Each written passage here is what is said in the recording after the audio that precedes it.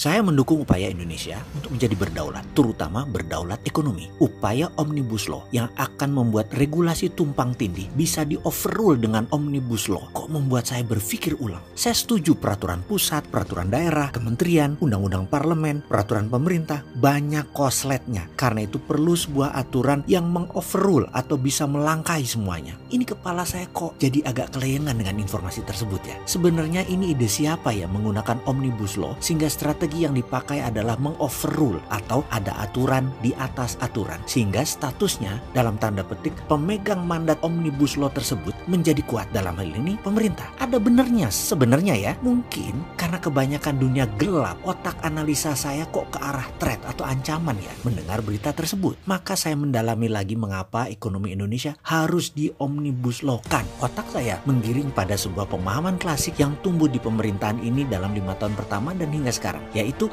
ekonomi tumbuh jika ada Foreign Direct Investment atau FDI. Karena itu untuk meningkatkan FDI, Omnibus Law akan diterapkan.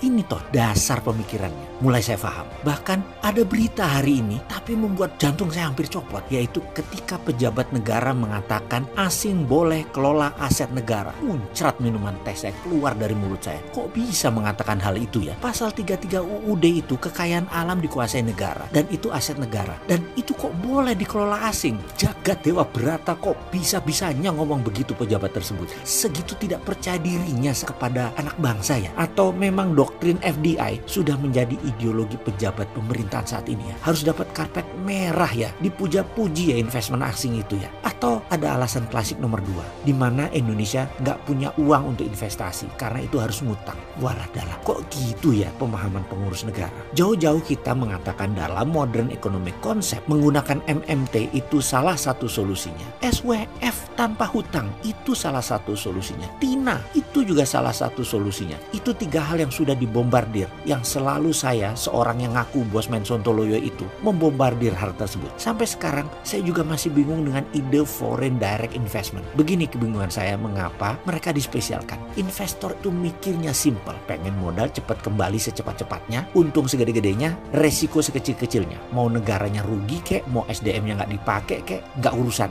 Kalau perlu aturan negara tersebut diubah supaya menguntungkan mereka. Sebentar.